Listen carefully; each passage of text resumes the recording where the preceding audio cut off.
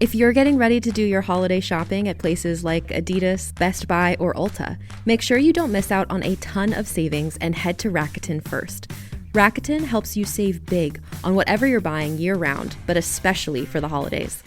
It allows you to gift yourself some cash back while you're out getting gifts for friends and family. Save on festive home decor, party outfits, and that annual holiday trip. With Rakuten, you can earn cash back on top of the biggest sales of the season, so you get the most savings. And it's easy to use. Just start your shopping at Rakuten.com or use the Rakuten app. You'll get your cashback payments through PayPal or check. Rakuten works by partnering with over 3,700 stores, with those stores paying Rakuten for sending them shoppers, and then Rakuten shares the money with you as cashback. Join for free at Rakuten.com or get the Rakuten app. That's Rakuten. Gift yourself some cash back this holiday season.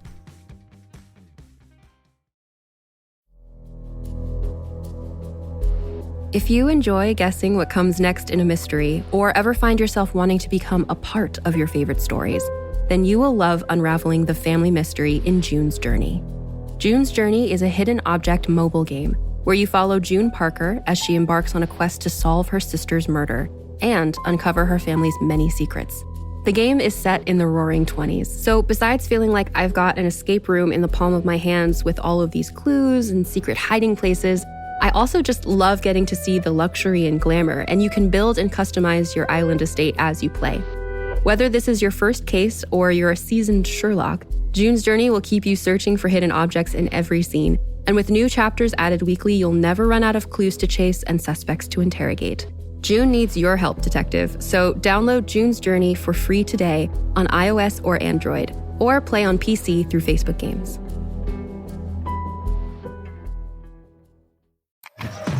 Welcome. You've got Digital Folklore. I'm Perry Carpenter. And I'm Mason Amadeus. And this is Digital Folklore.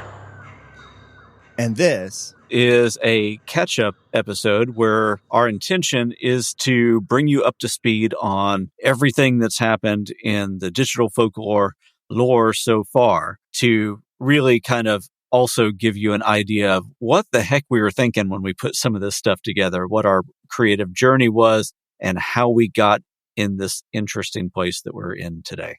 And at the current moment, you might be thinking, geez, wouldn't a place for this have been like at the start or the end of a season? And the answer to that question is probably yes, but we're doing it right now. Yeah. Part of that, though, is there's always creative problem solving, right? Everything in audio and everything in the way that anybody does stuff is always creative problem solving. And this episode is serving two functions. One is to help bring listeners who are newer to the show up to speed so that they don't feel like they have to go back and push their way through every episode if they don't have time to do that, though we would love if everybody did. And then the other thing is we are taking a little bit of a production break to give us some breathing room so that we can really hit the last 3 episodes of this season like full force and make sure that we're giving all the listeners exactly what they've come to us for. Yeah, exactly. It looks like a production break on the outside, but inside it's a production scramble, trying to pick up the pace and catch up to our tail that we've been chasing. And to mix metaphors, it's kind of like the little duck that looks very, very calm on the surface of the water, but under its legs are just kicking frantically. I like that as a visual metaphor. That's Mason. That's me. That is me. Really, really calm on the surface. On the inside, well, I don't know what's going on under your desk, but I imagine there's paddling. Yeah, there is. My legs are twitching. And if you looked at that duck, the duck's eyes are stressed. That duck is having like war flashbacks. That duck is ready to go. So we should walk through the narrative thus far, and we can hit on some of the really cool people we've gotten to talk to along the way. Let's start the story before the story. Okay. Because I don't know that everybody that's listened to this has heard some of the other interviews that we've given where we've talked about like how the podcast even came to start in the first place. That's true. So I'm never sure where those end up. I didn't remember if we had done that on this feed. I think we mentioned it. I know we mentioned it on the Folkwise episode that we recorded a few weeks ago. And I think we mentioned it on like one or two other podcasts that we were guests on, but I don't think that we ever like fully explained the backstory for the Digital Folklore podcast to this audience. Well, then I think our friends deserve an explanation. Yeah. When we first set out to make Digital Folklore, we didn't have a completely clear idea of what the show would be, but we talked back and forth a lot about wanting to have a strong sonic identity. And at least for me from the jump, my thought was we would lean into a sort of glitch aesthetic with the different sort of audio zaps and like audio cutting in and out, and lean into like a stylistic glitchiness as the sort of Digital Folklore identity. So when we made the first episode, there was a lot of that influence in the transitions. And then the structure was built a bit more like Radiolab. And we were just trying a lot of things out. And what ended up happening was really cool. But we needed to add something a little bit more. And that's when that little scene with us in the woods happened. We had to go to the woods to do this. Well, yeah. The woods, the forest, they're central to so many folkloric tales and concepts. So I figured it would be good to go. Yeah. We started episode 1 with the idea of we want to do basically the equivalent of like a Radiolab, but focus on online culture and folklore. And we were using Radiolab and Endless Thread and a few other shows as inspiration. Lindsey Graham's American Scandal from some of the ways that he approaches the narrative, and several other podcasts were kind of in our head as inspiration. But we didn't really have the full narrative idea. So we started with really doing this like documentary style with a lot of fun. And we let somebody hear that because we would do these really big sonic things and explain things in grand ways and have voice acting and all that. And then it would end, and Mason and I would have a discussion very much like we're having right now, but about the topic. And one of our test listeners heard that, and they're like, it seems like it goes from this amazing thing into just two guys talking.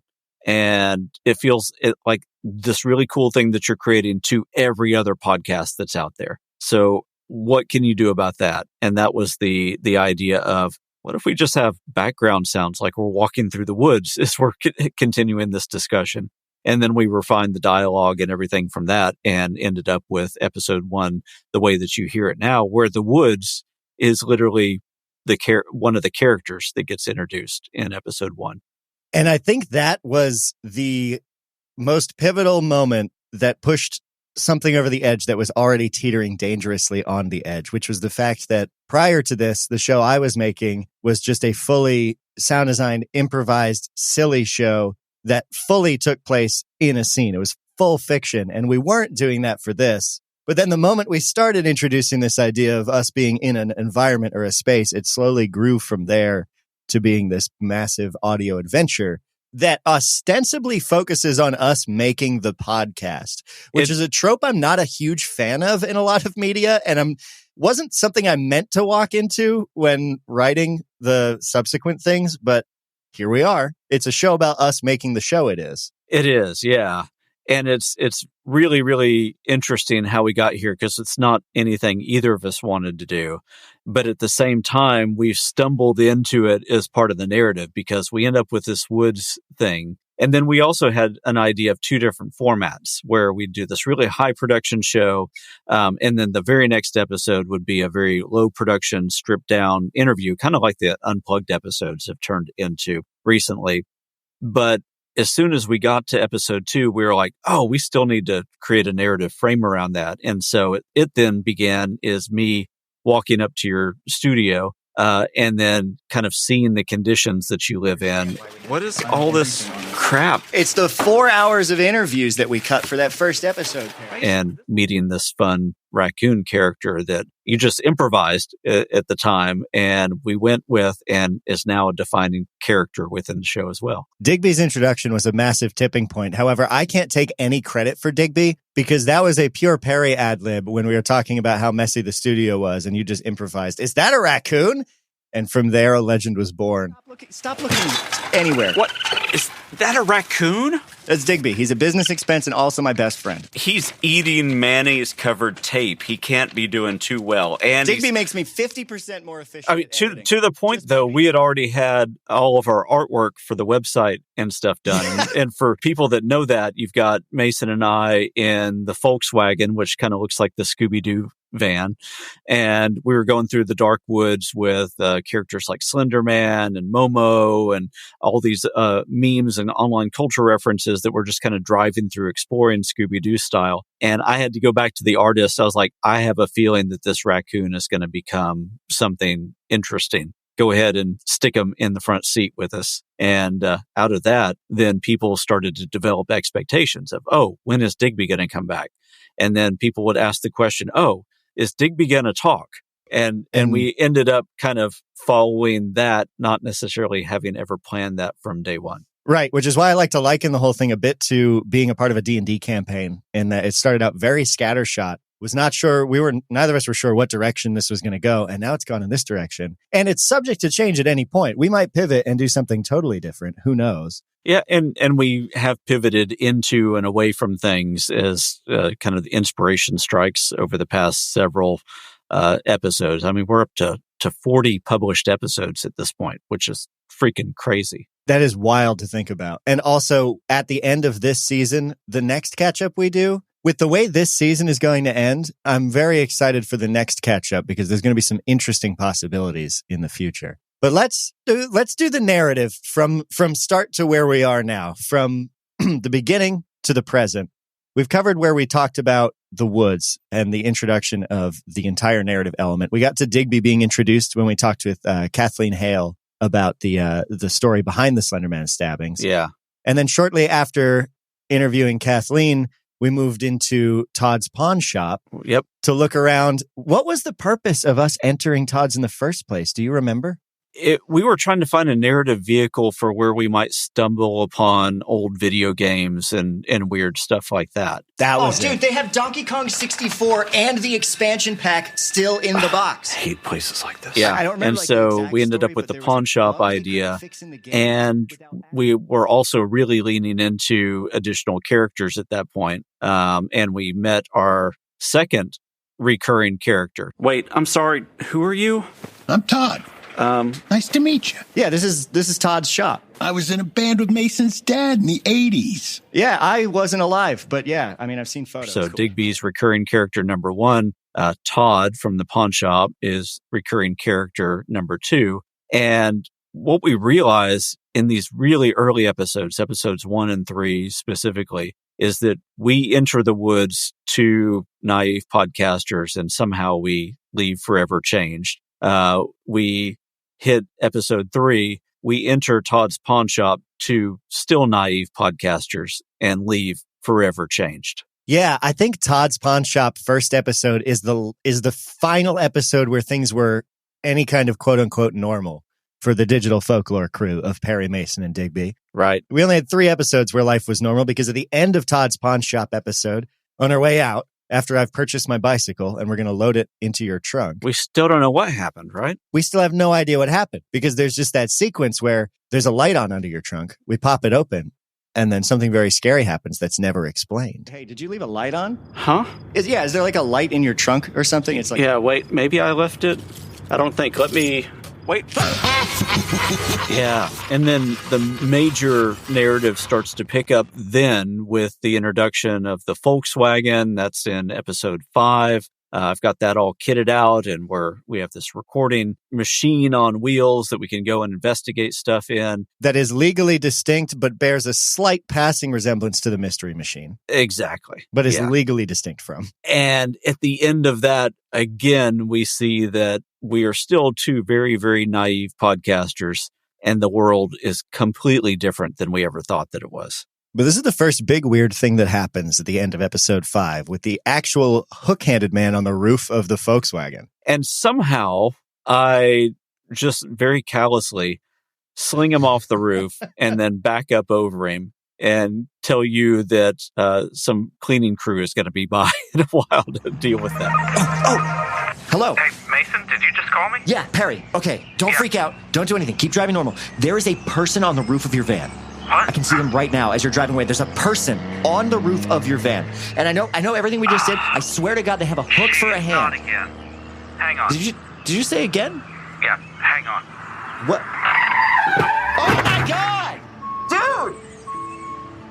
Oh! Problem solved. Dude! Close your blinds. People will be by soon. Yeah. And that is an interesting moment. Man, it's tricky because I don't want to give away all of the tie-ins yet because we're not done with this season. But that moment in itself is very interesting to look back on. The way you handled that compared to the Perry we're looking at more recently, who is having doubts about the veracity of reality. Yeah.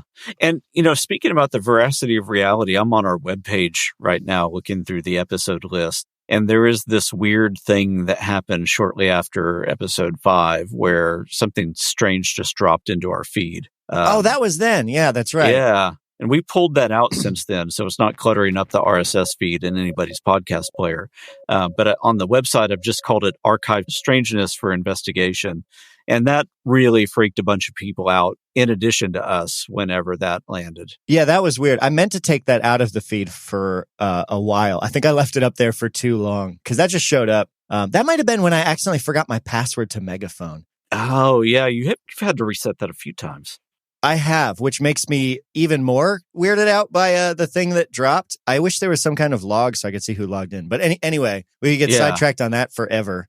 We return to Todd's pawn shop. We do. After this, in the following episode or an episode after that. Yeah, episode 7 for those keeping score. Episode 7, when we did a collaborative episode with Eric Malinsky of the Imaginary Worlds podcast, which is a super good podcast. So much fun. And in the listener survey that we did between seasons, episode 7 was by far, I think, everybody's favorite episode. That one was really good. I mean, analog horror is such a good subject. Eric Malinsky is just a phenomenal podcaster and explainer. Like, as a person explaining and talking about things, I could listen to Eric forever. He's so professional, too. Yeah. I remember when we were doing the audio tracking for his episode with that. And he picks up his page with a script on it. And I don't realize that he's reading a script because it sounds like he's just talking to us. Yeah. Eric's very good. And I was like, how do you do that? Because that's not something I'm capable of doing, obviously. Yeah, I can't do that either. Anytime I get near to a microphone, I put on this voice. Right. So, Perry, how do you feel today? I feel wonderful, Mason. And how about you? I am doing phenomenal because I've been sleeping on my Casper mattress and eating my athletic greens. God, I've been spending too much time in podcasts. So we did that episode with Eric, and that was great. Now, there was something from that's a carryover that we still talk about in season 2, right? Yeah, because the whole thing that centered around was a VHS copy of Candle Cove that we discovered, and neither of us had a VCR. So naturally, the only place to go was Todd's pawn shop. And of course, the only VCR we could get from Todd's was one that ended up spewing black flames, destroying the tape and the TV it was connected to. Oh, and this was also the episode in the film noir type of narration. And if I remember right, that was a problem-solving mechanism that we had. Again, we're always trying to solve problems because of our schedules. And I was traveling that week and couldn't record that much. And so you were able to get bit parts from me. But then we problem-solved by having you really narrate in a unique way the situation that was going on. I don't get more than 45 minutes into disorganizing my home when what slips from a box and lands heavy at my feet? A VHS tape. I bend down to pick it up, blow off a layer of dust so thick it might have been a carpet sample. Candle Cove, it reads. In color. And for people that understand what Candle Cove is, too, in addition to being an analog horror reference, it is a story that deals with false or faulty memories. Interesting. Might make you question your grasp on reality or the things that you remember or the way the world might be. Which leads right into the next episode, which opens with Perry wondering about the nature of what the world might be and whether his memories are real and why weird things are happening to us. It's the first audio diary entry we hear from the Perry character.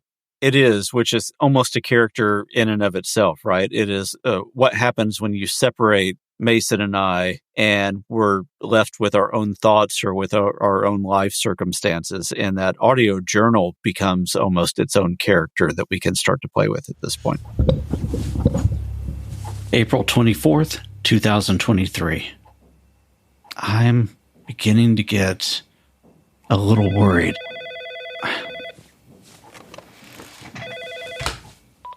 Hello, this is Perry Carpenter. Hi, this is Stephen from Oops and Nice Discreet Disposal and Cleanup Services. Yes? This is just a customer satisfaction follow-up call. How many bodies? Oh, just the one body. Great, Yeah. thank you. Cause of death?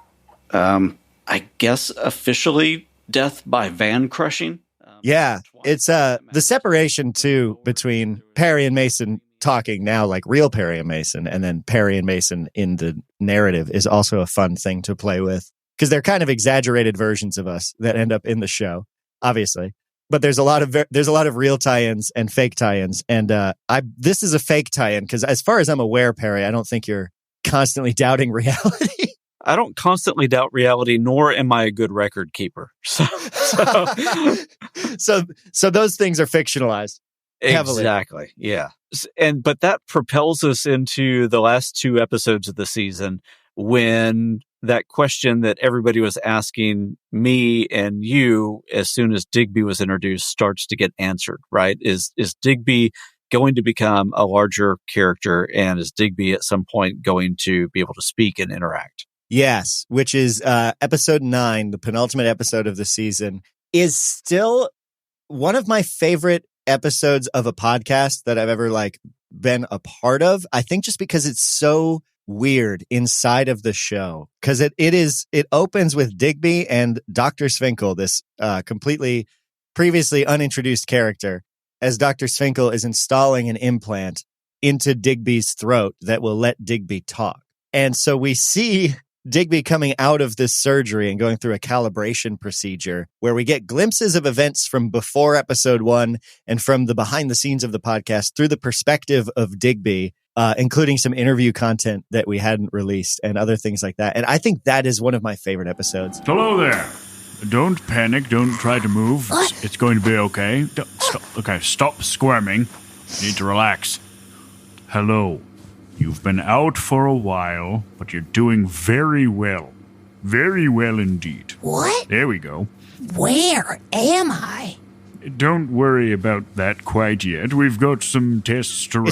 It's I know it got a mixed response because it was kind of very heavy on the narrative side, but I also had a lot of fun with the sound design in it. There's some weird stuff. There's a whole transition I made using only toilet sounds, which when you hear it, you'll know, but it was also a fun little challenge. I've had many transitions only with toilet sounds. Exactly. Usually after Taco Bell. Yeah, I was drawing from personal experience and trauma to work through in that episode. As a podcast network, our first priority has always been audio and the stories we're able to share with you. But we also sell merch, and organizing that was made both possible and easy with Shopify. Shopify is the global commerce platform that helps you sell and grow at every stage of your business, from the launch your online shop stage all the way to the did we just hit 1 million orders stage. Whether you're selling scented soap or offering outdoor outfits, Shopify helps you sell everywhere. They have an all-in-one e-commerce platform and in-person POS system, so wherever and whatever you're selling, Shopify's got you covered. With the internet's best converting checkout, 36% better on average compared to other leading commerce platforms, Shopify helps you turn browsers into buyers. Shopify has allowed us to share something tangible with the podcast community we've built here, selling our beanies, sweatshirts, and mugs to fans of our shows without taking up too much time from all the other work we do to bring you even more great content. And it's not just us. Shopify powers 10% of all e-commerce in the US. Shopify is also the global force behind Allbirds, Rothy's, and Brooklinen, and millions of other entrepreneurs of every size across 175 countries. Because businesses that grow with Shopify. Sign up for a $1 per month trial period at shopify.com/realm, all lowercase. Go to shopify.com/REALM now to grow your business, no matter what stage you're in. Shopify.com/realm.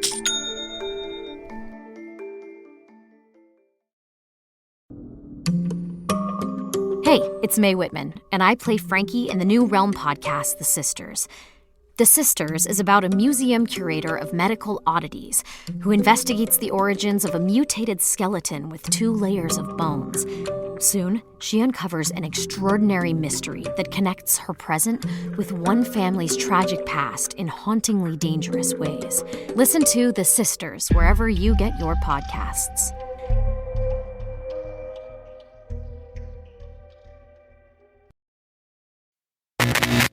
So then, once Digby became a speaking character, that changed the whole shape of the show. We knew that going into season 2, we were going to have to do things a little bit differently because also we met Digby under duress, which is not the best way to get a characterization of a new character. And especially when you have someone like Digby, who previously being an unspeaking raccoon, just a little agent of chaos, anyone could project their own sort of intentions onto him. And then once he starts speaking, he has his own fleshed out personality, which we've been exploring in season 2. But in season 1, it was kind of left a mystery because immediately following that episode, it was an episode of Just You and Me while Digby was still away at the vet. But we got to interview Lynn McNeil. Getting Lynn within season 1 was like a dream come true for us because she is the name that came up over and over and over again as we were doing our pre-work reading and study for this. And so it was extremely validating to be able to get her on, and it just felt like a huge accomplishment. It also was a fantastic interview and gave us, again, I said earlier on, if it makes the cut, that almost everything in audio is solving one problem or another. Everything in production is solving for problems. The narrative structure for that was also solving for problems because Lynn was having horrendous internet issues that day. Yes. And kept dropping. So we made it our fault because that's way more fun, right? So we had stuff falling over and knocking our internet out and then using the bits of the interview. And of course we make it Mason's fault. Right. Because he lives in this chaotic environment that's a, hyper exaggeration of real life. I think the way we wrote it was, well, it's actually funny you say that because I had to clean up a plant that my cats knocked over right before we started this recording. That's what I'm talking about. I think the way we wrote around it was that I was so excited to interview Lynn that I literally bulldozed the garbage out of view of my webcam, which then collapsed onto the computer. What? But it was kind of fun to take the moments from the interview call where Lynn dropped out and came back and actually use that in the interview for what it was, but flipping the context. It was fun. Yeah, reverse frame it, which was great. I'm logging in. It'll be fine. My camera won't connect. Hold on. Is it plugged in? Yeah. Yep. Try closing all your other apps. There's nothing else is running. Well. Hey, Lynn. Hey, Lynn. Sorry, having a camera issue. Oh, no. Hey, Lynn, we can't hear you. It's not you, it's us. The little activity icon is wiggling on Lynn's video. Oh, whoops. Okay, hang on. I have the wrong output selected. Refreshed again in the hope that would make a difference. Am I back? Yes. Hello, Dr. McNeil. We are super excited to have a chance to talk to you. So much that I just put my fancy podcast voice on. It keeps the awkwardness, but puts the fault of the awkwardness on us, which was, I think, that is the fun way to do it. And it really keeps the guest in the primary spotlight for being the authority. And it makes us kind of the lackeys, which is what we are in the folklore world. But in the audio world, we're kind of more the experienced professionals. And most of the people that we deal with from the folklore side are kind of newbies to audio and podcasting and production. And so to do that role reversal where we are literally the people who are incompetent is great. Not to say that the folklorists are incompetent.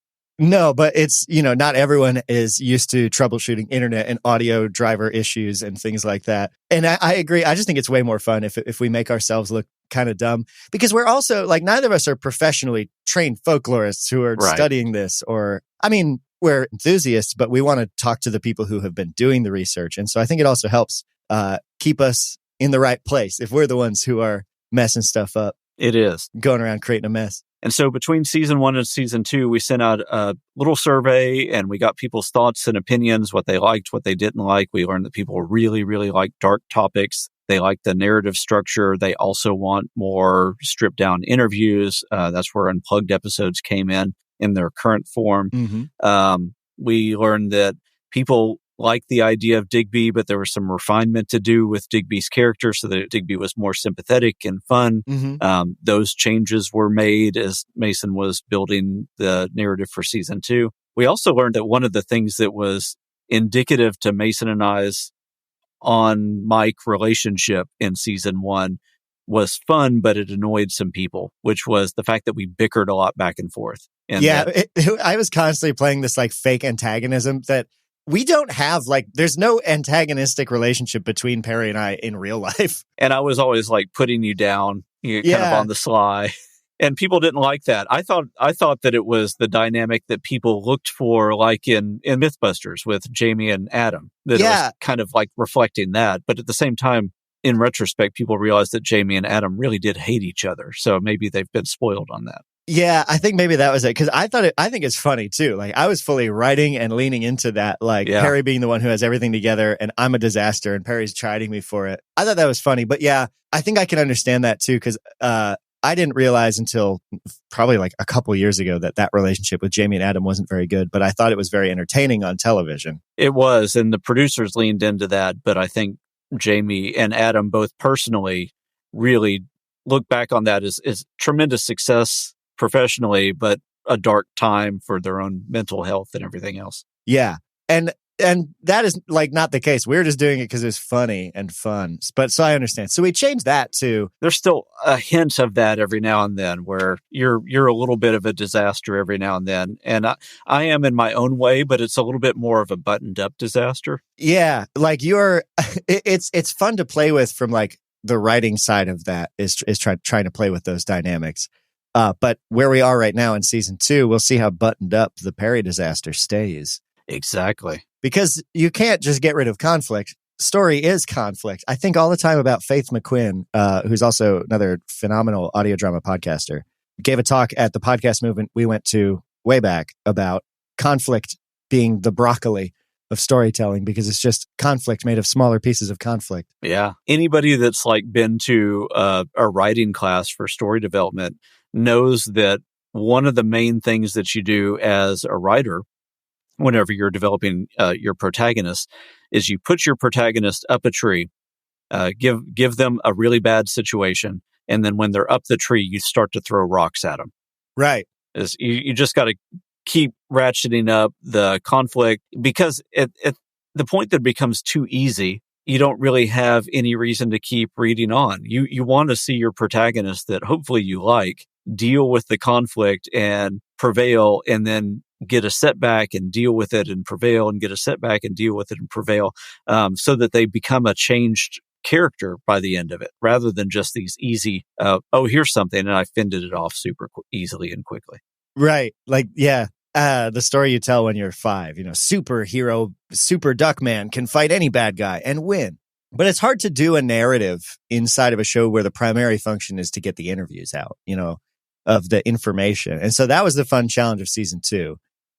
So then we enter season 2 with this scene of Perry driving the Volkswagen off of the edge of a mountainside road, soaring through the air, careening off a cliff as the gang is all screaming. Yelling, hold on to your butts. Yes, which another podcast I listened to, The Adventure Zone, there was a scene where Clint, their dad, yelled out, hold on to your butts. And the way he did it, his delivery was identical to yours in that episode. And I don't know, I will probably never get a chance to talk to them, but if I do, I want to bring that up. It's a very dad thing to say, I think. So the van is sailing off, and then we hit 5 or 6 TV tropes at once with Perry's time freezes and Perry's "my life is a little bit crazy" kind of moment, where we then zoom back in time to us preparing for season 2.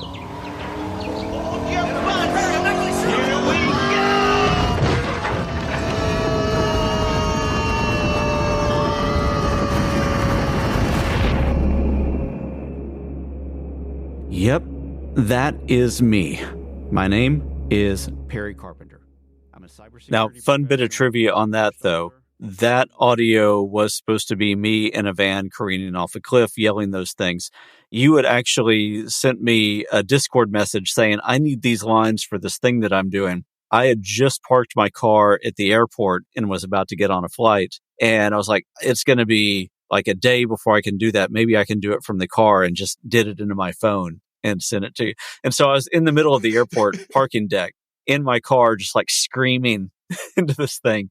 And I forgot that was when that happened. It worked so good. There's a clip from that we should put on our Patreon of you did the longest scream I've ever heard a human being do. It was genuinely impressive. Of being a previous metal singer. Yeah. Breath control, dude. Perry, your diaphragm has got to be jacked. That scream was it was like 14 seconds. It was awesome. So time rewinds and we see the gang hanging out in the new studio building, trying to figure out what to do for the next season of Digital Folklore, when Digby, who we learn in this scene has the internet connected to his brain. That's a feature, not a bug. Yeah, right. That'll be important later. How'd you know that? I just Googled it. How? With my brain? What? I'm sorry, what? I mean, it took me a few searches. You can Google things with your brain. Can't you? No. Oh. Yeah, I thought it was weird that you two seem to love sitting at desks so much. Digby finds out that Mark Norman, host of the Folklore podcast, lives nearby. So we go to pay Mark a visit, and he lives inexplicably in a giant wizard's tower behind a Kroger in the town that Perry and I live in the show, that neither of us had seen before. And that wizard's tower was not there the last time I was at that place. But you know how it is. Sometimes the place you live is the place you notice the least amount of things. Most accidents happen within 5 miles of the home because you're not paying attention, right? So we end up at the Wizard Tower. Got to keep your eyes open. Yeah, you never know what you're going to find. We encounter Mark at the Wizard Tower and have a nice chat about what it's like to do a folklore podcast. How do you find topics? How do you find guests? And Mark, specifically, the project he's working on with a book about the folklore of Scooby-Doo. We then proceeded downstairs to meet Daisy Allstone, who is half of Folkwise. Daisy Allstone and Dom Tartaglia on twitch.tv/Folkwise, which we made an appearance on their show pretty recently. We spoke with Daisy, who also is a tenant in the same Wizard Tower as Mark. And then after that, we made our way back home and learned about the Meme Expo, the Meme Enthusiast Mega Expo. Now, does it just work out canonically that all folklore podcasters should live in this tower and we've not become part of the Cool Kids Club yet? I think I was kind of thinking about that when we were initially writing this, was like, do we just have like, anytime we have a folklore media creator that we know, do we just put them in this tower where they all live? Seems like, though, folklore research should be a distributed thing. You don't want to consolidate like all your eggs in that tower basket. Yeah, no, especially with the way that it's not a field that gets as much attention, recognition, funding, or resources as possible. Literally locking all your people into an ivory tower is probably not a good thing. Probably not a good thing. No. And that wasn't a metaphor for that. So I think we shouldn't. I think it's just a weird apartment building we did not know existed with a moat around it. And a weird wizard version of Mark. Yes, and Mark wearing a wizard's robe and hat. In the penthouse. Which I am so glad that Mark was down to play in that space with us. Now, I also picture him with like fuzzy slippers. Yeah, like the pink bunny slippers, right? Exactly. If we can ever turn Digital Folklore into a cartoon, I have character designs for so many. Ooh. And it's very much in the style of Butch Hartman, like the Fairly Odd Parents kind of cartoons, because those are what I grew up on. But that's a stretch goal for someday. Right. Okay. So then that pushes us into talking about forgotten things. And so we get our hint at the idea or the introduction of the Mandela effect in episode 2 when we talked to Lauren Shippen and Cherokee McAnally. Lauren's a very well-known podcaster, fiction writer, and all-around author and creative. And Cherokee is one of the heads of I don't remember what program, but over audience engagement and metrics at Tumblr. Yeah. And has a lot of really interesting stuff. But they were talking about the phenomenon of Goncharov, where people collectively just decide to make up a reality and then push that out onto the internet, onto everybody. Right. Goncharov, the greatest mob movie that never existed. We spoke to them because we were trying to find something to present on at the Meme Expo. Because naturally, we wanted to attend the Meme Enthusiast Mega Expo, but we didn't want to pay for tickets. So Perry, being someone who has done a lot of speaking gigs, your suggestion in the fiction of the show was, well, let's just book ourselves as speakers. And, echoing real life again in this, I essentially did the same thing at the International Society for Contemporary Legend Research meeting. But I did have a topic planned. But I was like, I'm not a folklorist, but I'll play one on a podcast, and I'll also submit a talk to this thing. And luckily, Diane Rogers, who we'd interviewed in season 1, was game to have this newbie to folklore come and present the intersection of, the interesting intersections that I was seeing between folklore and cybersecurity, the profession that I'm a part of. And so that went really well. And I met lots of great folklorists there. And we've had several of them as guests and will continue to do so. But it is interesting how the podcast continues to mirror reality. It's funny because there's times where I'm actively trying to take things from reality and then make them like, well, what if we did it bad and funny? Because like you brought something genuinely of value to that Iskler meeting, like those parallels, cybersecurity and folklore. That's something that should be talked about more often. Yeah, and is on Eighth Layer Insights. But besides the point of plug, I thought, wouldn't it be funny if we just had no idea and we were like, well, we can wing it. Exactly. We can wing it. And we showed ourselves as being at least decent negotiators. So we meet with Christina Downs, and she gets on stage after we end up deciding to buy out her entire booth as a way to bribe her into saving our butts. How about we buy out the entire value of your booth, but you can keep your merch, and then after the talk, you can come back. You buy everything, plus $500 because I'm saving your butts. We keep the merch, and you give a shout out to the Texas Folklore Society on that little podcast of yours. Deal. Can I still keep my pins? Yes, obviously. Cool. She presents with us, and we escape the horrendous embarrassment of being ill-prepared. Yes, our visit goes pretty well at Meme Expo in the episode Defying Convention, which has some of my favorite sound design I've done, I think, with all of the tiny meme references. That was fantastic, yeah. That one was super fun. And we had some different listeners of the show make guest cameos in that. Well, no matter what happens, we're here now. Attention con goers.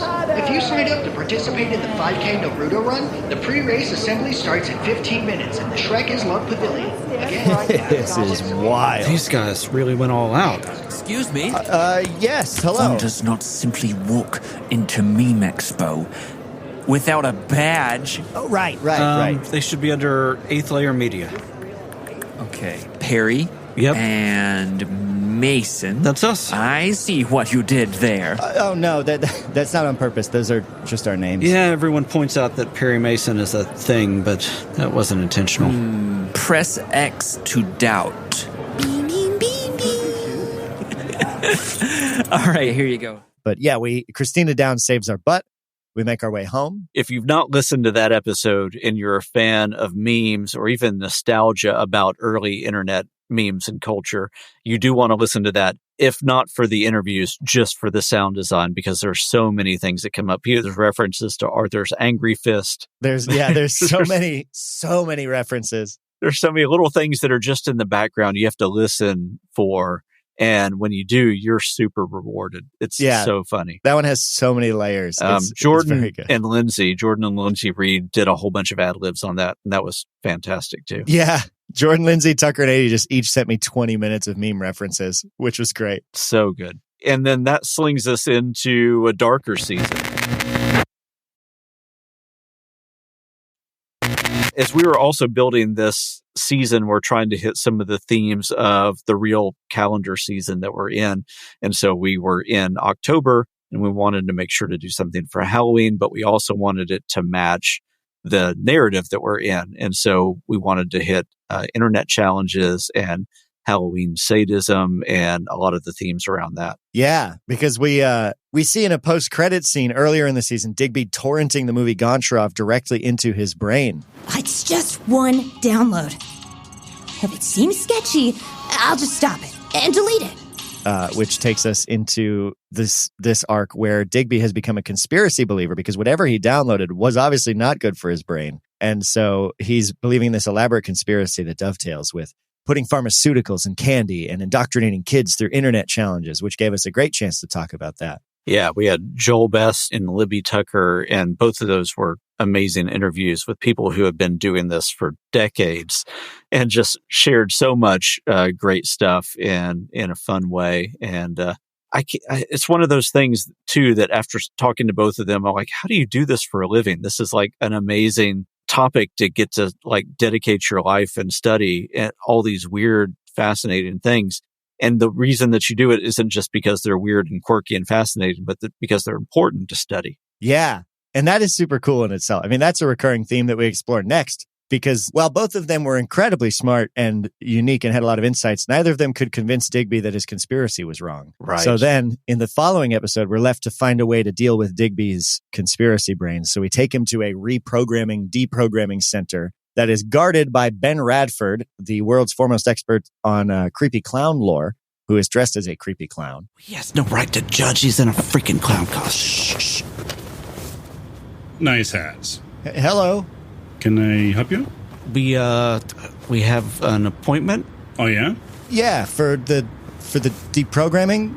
Ah, yes. Yeah, imagine that. And following up on the earlier theme of being able to meet people at conferences just because you have the audacity to try to go to one, the previous 2 episodes featured guests that I met at those conferences or heard about at those conferences. So Libby Tucker, I heard about at the International Society for Contemporary Legend research meeting last year, the one that I didn't present at. And Ben Radford, I met at the one this year, the one I did present at. So I sat right next to Ben, and on the other side of Ben was Joel Best. And so it all comes full circle, full of folklorists that are interested in this weird, quirky thing that we call urban legends or contemporary legends and the impact that they have on society. And we talked to Ben about the various impacts that those clown legends had on society, because remember, we were all scared of those for a couple of years.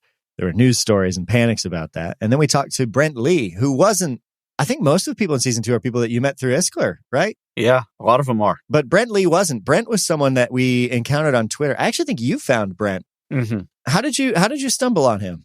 Well, I know we wanted to talk about conspiracies, and I follow Mick West for a while because I've always been interested in conspiracies and disinformation, misinformation. I had interviewed Mick West on my other podcast, 8th Layer Insights, a couple of years ago. And because of that, I think that I got recommended some of Brent's tweets.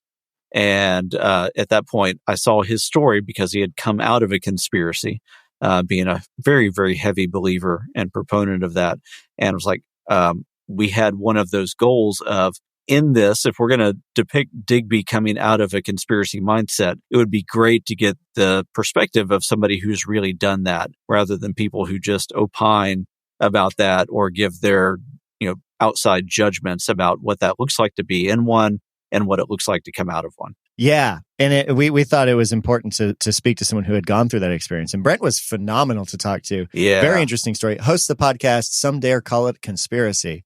Some dare call it a conspiracy. So I'm dropping words. My New Englander's slipping out. And everything that he said, like when he said it, you could tell that he was reliving moments in his head and fully feeling the impact that had on his life. And so really, really impactful interview. So while we talked to Brent, Digby got deprogrammed because it turned out that in Digby's case, it was just that he had downloaded a virus into his implant. The same device that lets him talk had turned him into a conspiracy theorist. And they extract all of that, stick it on a flash drive. Lo and behold, it's Dr. Sfinkel again. Dr. Sfinkel. Despite this not being the same establishment. And that is addressed, but glossed over. Maybe that'll come up later.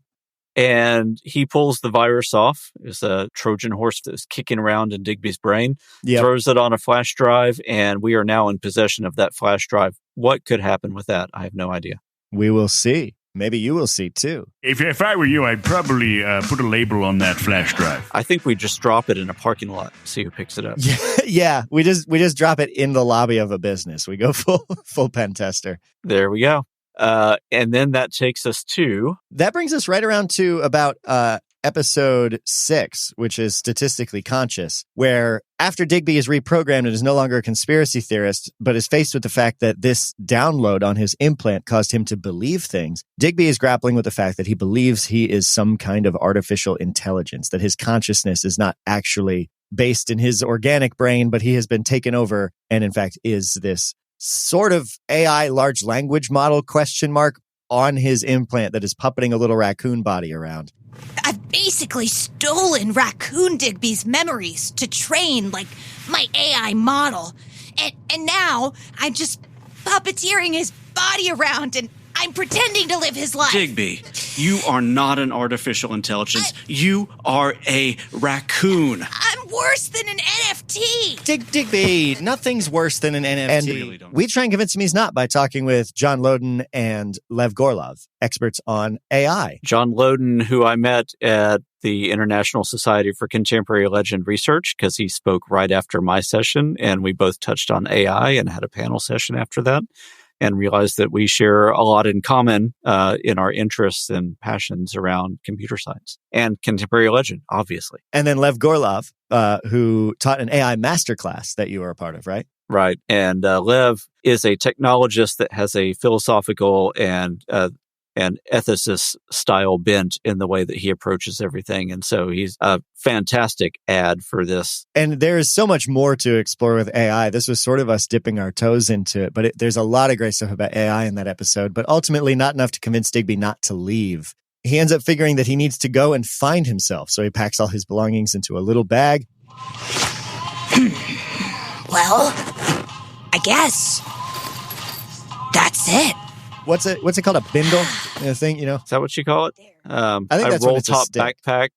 Oh, like the little hobo packs that they used to put in cartoons. Yeah. A little stick with the bag around it. Yeah. Except Digby, I think, went with a more traditional backpack. And in the official Digital Folklore artwork, he has a roll top backpack that he's packing. Yeah. That's one of my favorite episode pictures, which if you haven't seen those, by the way, if you listen to this mostly in your podcast player, you should pop over to our website and see the art for each episode. Yeah, you can see it on the website or on YouTube if you listen to these on YouTube. Perry's been generating them, and they're good.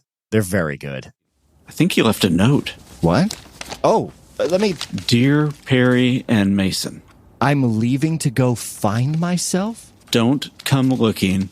I'll find you again when I'm ready. If it's any consolation, everyone talks about how AI is going to take their jobs, so I should be able to find steady work. Love, Digby. Oh, he said love. Oh my God, dude, he's gone. He's probably just wandered off into the city. What if something happens to him? Come on. Hey, there are a lot of raccoons in the city. If he left recently, he can't be too far away. I'm going to go out and look for him. I don't necessarily think that's a good idea. Look, there's no way that I can't go looking for him, Perry. The poor little guy, all alone.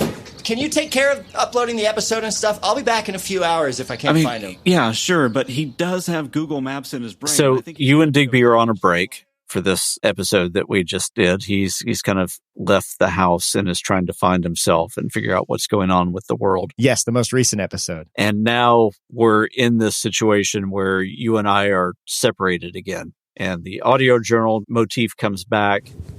Hello again, little portable recorder. You're kind of off trying to figure out what's going on with me and with Digby, really questioning if everything's spinning out of control. I'm questioning the fundamental aspects of reality and whether everything is spinning out of control. And then we also hear a magic name come back and potentially a magic voice come back.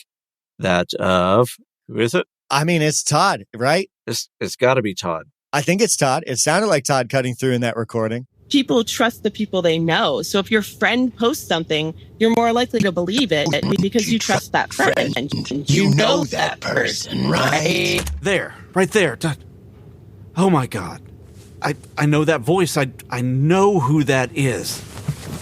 I got it. I got to call. I loved the most recent episode because we have Perry audio diary. We have me driving around trying to find Digby, and we have Digby getting picked up by Andrew Peck. Just Digby hitchhiking, and then Andrew Peck picks him up, and Andrew Peck heroically delivers like 30 lines that I had written for him in even better than was written. Andrew ad-libbed on them and stuff and just did an incredible job as an actor without any prep. We sprung that on him, and he was such a good sport about it. Andy's a callback to episode 1 because we ended episode 1 with us in the woods, reading Andrew Peck's paper.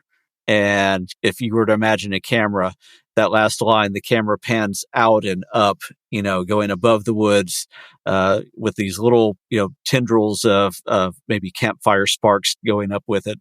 And so Andrew's name is, and personality in his paper is really the last thing we hear in episode 1. And it comes full circle back here.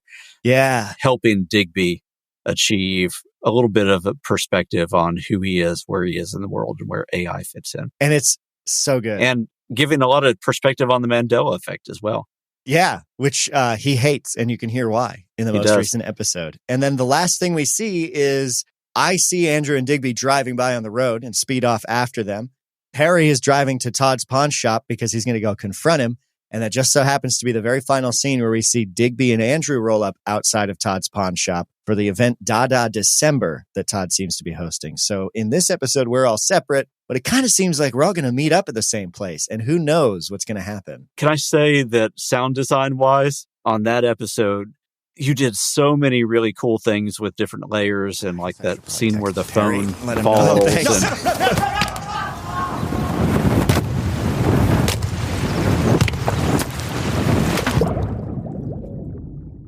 But my favorite sound design element has to be Digby going hitchhiking and just hearing those little footsteps. Oh, I'm glad you liked that. I wasn't sure about them. Just like pat, pat, pat. I mean, I don't know that it's realistic for the raccoon size to have the step spacing like that. No, but it transcends logic because it was just so cute. Holy smokes! Real nice! Yeah, keep texting! Ugh! I swear. Drivers. I'm glad you liked that because I wasn't going to do it and I put them in and I was like, oh, that's really adorable because you just picture him little like plodding along. That's exactly what you picture and it was perfect and it sounded pathetic. Yeah, they sound sad because it's the sounds of dogs' feet on kitchen tile. Okay. And so like it doesn't fit the space. It doesn't fit like the ground or the surface, but it fits the narrative. mental image. Yeah. And it just conjured up, again, if you look at the imagery that we use for the episodes, either on the website or on YouTube, it conjured up that image that's there, which is just this little sad raccoon out with his backpack with his thumb in the air. Sad and Andrew Peck's car stopping. Oh, it's so good. That episode came out really good, even though it came out late. It was worth it. Yeah, I'm excited about it. So what will happen next? What will happen? You'll have to tune in next time on Digital Folklore to find out.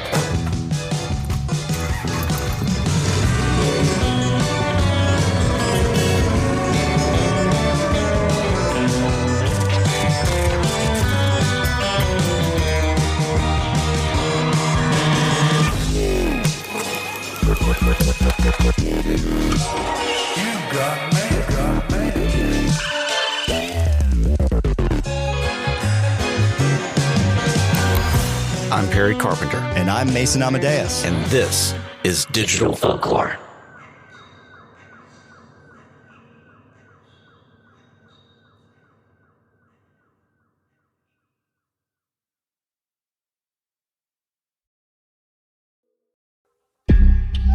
Hey, it's Mae Whitman, and I play Frankie in the new Realm podcast, The Sisters. The Sisters is about a museum curator of medical oddities who investigates the origins of a mutated skeleton with 2 layers of bones. 7 ribs are completely fused. And you have no idea where this came from? No, she was sent here anonymously. Not she. They, maybe? Wait. I've never seen anything like this. Soon, she uncovers an extraordinary mystery that connects her present with one family's tragic past in hauntingly dangerous ways. My grandfather was a journalist back in the 60s and 70s. He specialised in strange stories. Who are they? How are they connected to the skeleton? Play the tape. You'll see. Listen to The Sisters wherever you get your podcasts. We dream about it. We both dream about it. How often?